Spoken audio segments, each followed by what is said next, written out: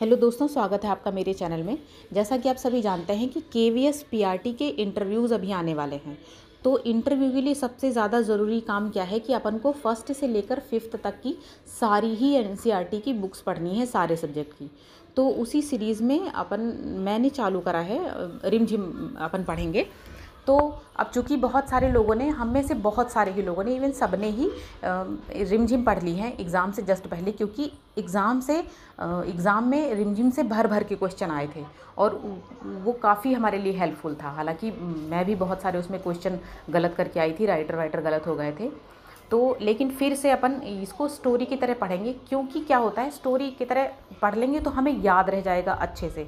दूसरी चीज़, कंटेंट हमें दोबारा पढ़ना या एकदम अच्छे से पढ़ना क्यों ज़रूरी है, क्योंकि जब हमारा कंटेंट अच्छे से तैयार होगा तो हमारी कंटेंट डिलीवरी डेमो के टाइम पे अच्छे से हो पाएगी, हम बहुत अच्छे से चीज़ों को समझा पाएंगे।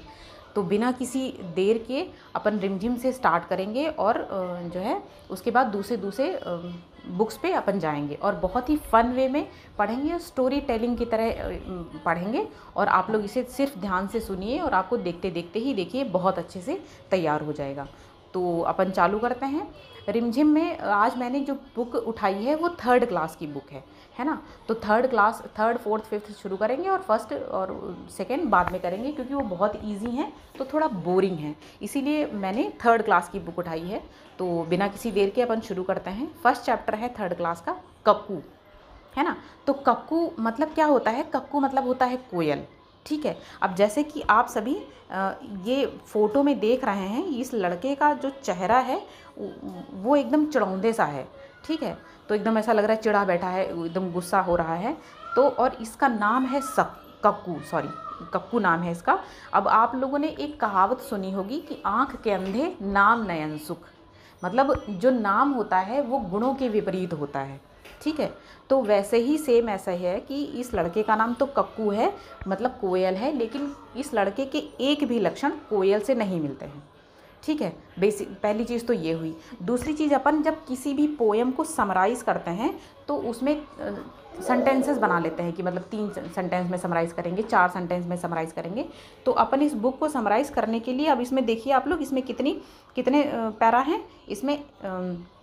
ये देखिए, इसमें जो पैरा हैं वो पहला तो ये हो गया और दूसरा ये हो गया और तीसरा ये हो गया, है ना। तो ये चीज़ हो गई। तो इसको अपन 3 सेंटेंस में समराइज़ कर लेते हैं, है ना। तो पहला सेंटेंस क्या बनेगा कि इसको लोग, नाम तो इसका कक्कू है लेकिन कोई इसको सक्कू बुलाता है। हाँ बेटा, सॉरी, आप लोग, मेरी बेटी भी है साथ साथ में, तो आप लोगों को थोड़ा सा मैनेज करना पड़ेगा। तो जो है उसके लिए मैं पहले से ही माफ़ी मांगती हूँ। तो पहला तो इसका नाम, कुछ लोग इसको सक्कू बुलाते हैं, कुछ लोग इसको भक्कू बुलाते हैं और कुछ लोग इसको झक्कू बुलाते हैं। अपन फिर से बोल लेते हैं, सक्कू बुलाते हैं कक्कू को कुछ लोग, सक्कू, भक्कू और झक्कू। अब सक्कू क्यों बुलाते हैं? क्योंकि वो बच्चे जब रोते हैं तो सिसकते हैं, है ना। तो ये चूँकि हमेशा ही रोता रहता है, तो रोते हैं तो सिसकते हैं, ठीक है। तो सिसकने से बना सक्कू। तो पहली चीज़ तो ये हमेशा सिसकता रहता है, रोता रहता है, इसीलिए इसको लोग सक्कू बोलते हैं। दूसरी चीज़, भक्कू बोलते हैं क्योंकि वो बात बात पे भड़क जाता है। भा से भक्कू और भा से भड़कना है, ठीक है। तो ये बात बात में भड़क जाता है, ठीक है, तो इसीलिए इसको भक्कू बुलाते हैं। और झक्कू क्यों बुलाते हैं? क्योंकि ये जो है झगड़ालू है, झा से झगड़ा और झा से झक्कू, तो ये झगड़ालू प्रकृति का है, इसीलिए इसको लोग झक्कू बुलाते हैं। तो सक्कू, भक्कू और झक्कू बुलाते हैं, जबकि नाम इसका क्या है? कक्कू, ठीक है। तो यहाँ पर ये पोएम ख़त्म होती है और ये चैप्टर भी ख़त्म होता है। तो अभी इसके अपन दूसरे चैप्टर पे जाते हैं। तो दूसरे चैप्टर का नाम है शेखीबाज मक्खी, है ना। तो अपन, ये एक स्टोरी है, तो स्टोरी को एकदम मैं शॉर्टकट में बता देती हूँ।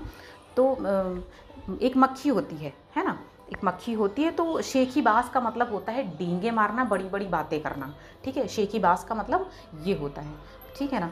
तो जो है इसमें क्या होता है, एक जंगल होता है, तो जंगल में एक जो शेर होता है वो खा पी के आराम कर रहा होता है, ठीक है। तो वो आराम कर रहा होता है, तो सोने की कोशिश कर रहा होता है, ऑलमोस्ट सो चुका होता है। तो एक मक्खी कहीं से उड़ती उड़ती आती है, तो उसके कान के पास में भिनभिनाने लगती है। तो शेर उससे कहता है कि तुम भग जाओ यहाँ से बहुत जल्दी, मुझे नींद आ रही है। एक बार ऐसे भगाता है, मक्खी फिर आ जाती है, फिर उसके पास भिनभिनाने लगती है। वो फिर से उसको भगाता है, मक्खी फिर आके भिन भिन भिन करने लगती है। तो शेर उसको बहुत तेज़ डांटता है कि भाग जाओ वरना फिर मैं तुमको मार डालूंगा। ठीक है, ये देखिए लिखा हुआ है कि तुम यहाँ से भाग जाओ वरना मैं तुमको अभी, ये देखिए लिखा है कि मैं तुमको जान से मार डालूंगा, है ना। तो जो है, और फिर मक्खी, जब शेर ने ऐसे उसको बोला कि तुम भाग जाओ से मार डालूंगा, तो मक्खी उसको बोली कि जंगल के राजा हो, है ना, और ये सब इतनी छोटी छोटी बातें करते हो, तुमको शोभा देता है ना। तो जो है शेर, फिर शेर का गुस्सा बढ़ जाता है। शेर कहता है कि नहीं, मुझे मुझे नहीं पता, तुम जो भी है तुम बस यहाँ से जाओ और वरना मैं तुम्हें मार डालूंगा। तो मक्खी पहले क्या उसके कान पे बैठती है, तो शेर कान को ऐसे कान को हाथ मार के मक्खी भगाता है, तो उसके कान में चोट लग जाती है, खुद का ही पंजा मार लेता है। फिर नाक पे बैठती है, तो नाक पे ऐसे हाथ मार के वो मक्खी भगाता है, तो नाक पे, उसके खुद के नाक पे चोट लग जाती है। इस तरह माथे पे, उसकी गर्दन पे, खुद को ही वो कई जगह पंजा मारता है और एकदम खून खच्चड़ हो जाता है, वो घायल हो जाता है। और अंत में जब उसको खुद को ही बहुत सारी चोटें लग रही होती हैं, वो एकदम परेशान हो जाता है। तो वो मक्खी से कहता है कि तुम जाओ यहाँ से भाई, तुम जीती मैं हारा। एकदम परेशान होकर अपन नहीं बोल देते हैं कि तुम जाओ, कैसे भी छुटकारा पाने के लिए, पीछा छुड़ाने के लिए अपन बोल देते हैं, तो ऐसे ही शेर भी बोल देता है। ठीक है, तो मक्खी को नहीं पता था कि मुझसे छुटकारा पाने के लिए ये ऐसा बोल रहा है, पर मक्खी को बड़ा घमंड हो गया कि भाई मैंने तो जंगल के राजा को हरा दिया और जंगल का राजा भी मुझसे हार गया, अब तो जंगल का राजा मैं ही हूँ, मतलब रानी मैं ही हूँ, है ना। तो इस तरह वो एकदम इठलाई हुई ऐसे उड़ती उड़ती जा रही थी। फिर उसको रास्ते में हाथी मिला। ठीक है, तो हाथी से उसने कहा कि ए हाथी, उसको जो है रास्ते में ऐसे जा रही थी वो, तो उसको रास्ते में उसको हाथी मिला। इसमें दिखा नहीं रहे हैं, पता नहीं क्यों। हाँ, उसको फिर जो है उसको हाथी मिलता है। तो वो हाथी से कहती है कि ए हाथी, मेरे को तू प्रणाम कर, क्योंकि मैं जंगल की रानी हूँ और तू मेरे को प्रणाम कर, और मेरे से शेर भी हार गया है, तो तू मेरे को प्रणाम कर। तो हाथी सोचता है कि कौन इसके मुंह लगे, तो हाथी उसको चुपचाप प्रणाम कर लेता है ऐसे सूंड उठा के, और वो अपने रास्ते चला जाता है। तो अब क्या था, वो जो मक्खी थी वो तो बहुत ही खुश, बहुत ही ज़्यादा एकदम घमंड में चूर हो गई कि भाई अब तो मेरे से आगे कोई है ही नहीं। तो फिर वो ऐसे करके उड़ती उड़ती एकदम खुशी में जा रही होती। तो ये सब सारी चीज़ें भेड़िया देख रहा होता है। ठीक है, तो भेड़िए की प्रकृति देखिए, भेड़िया अपन आगे पढ़ेंगे तो भेड़िया कई सारे चैप्टर्स में आएगा। तो उसकी एक प्रकृति होती है कि वो चालू होता है, अपने आप को होशियार समझता है, सारी चीज़ें देखता रहता है और कहीं ना कहीं से वो आपको या तो सोल्यूशन निकाल लेता है वो, या वो फंसा देता है। तो ऐसे ही इस चैप्टर में भी ये सारी चीज़ें भेड़िया देख रहा होता है। ठीक है, तो भेड़िया उसके पास आता है, तो मक्खी उससे भी वही सारी चीज़ें कहती है कि ए भेड़िए, मेरे को प्रणाम कर, मैं इस जंगल की रानी हूँ, तो जो है तू मेरे को प्रणाम कर। तो भेड़िया कहता है कि वो स्मार्ट तो होता ही है, तो वो कहता ठीक है, प्रणाम करता है। वो कहता है कि आप जंगल की रानी हैं, लेकिन उधर एक मकड़ी है, वो देखिए वो आपको गालियाँ दे रही है। ठीक है, तो ये देखिए इसने लिखा कि लोमड़ी मेरे को प्रणाम कर, ये लिखा हुआ है कि लोमड़ी मेरे को प्रणाम कर, और लोमड़ी ने उसको प्रणाम किया और जो है फिर वो आगे बढ़ गई।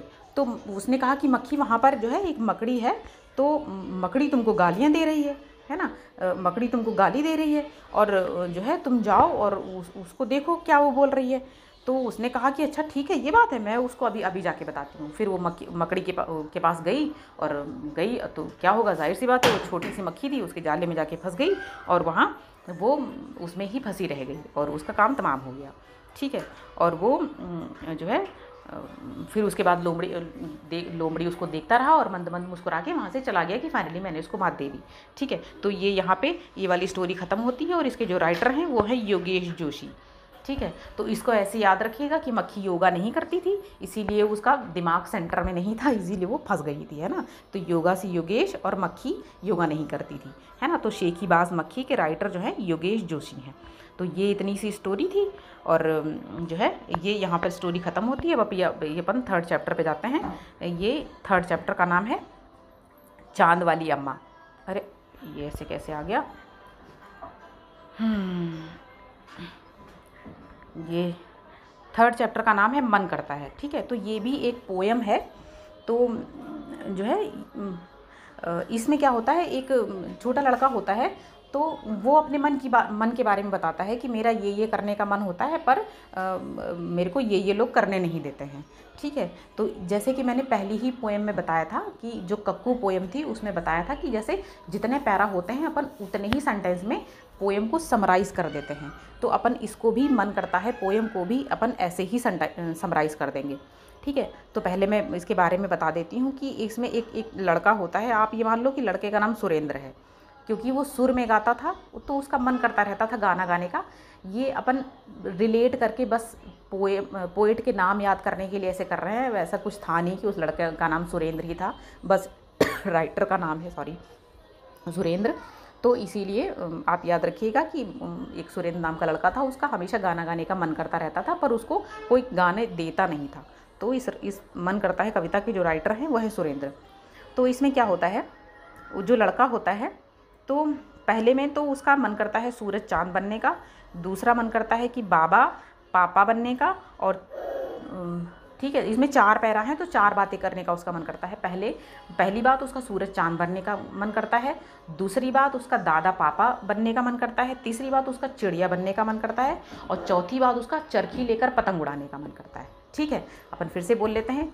सूरज चाँद बनने का मन करता है, बाप दादा बनने का मन करता है, चिड़िया बनने का मन करता है, और पतंग उड़ाने का मन करता है। ठीक है, अब सूरज चाँद बनने का क्यों मन करता है? क्योंकि सूरज होता है वो पूरी दुनिया में घूम घूम के सबको प्रकाश देता है, और चाँद होता है वो सारे तारों में सबसे ज़्यादा चमकीला होता है, और इसीलिए उसका सूरज चाँद बनने का मन करता है। बाबा इसीलिए मन करता है क्योंकि बाबा सब पे ध्वज जमाते रहते हैं।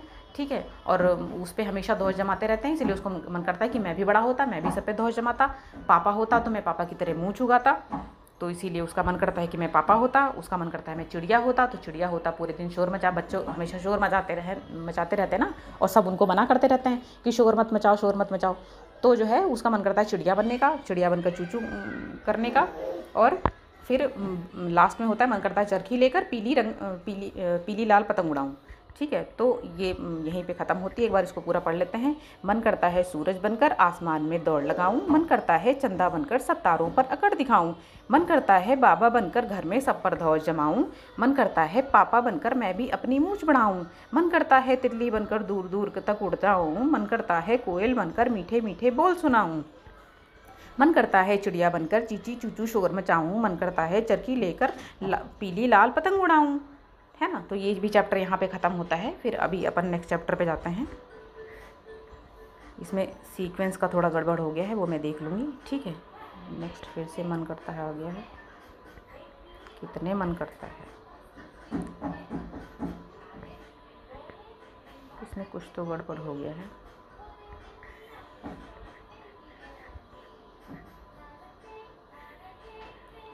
हम सबसे कहते हैं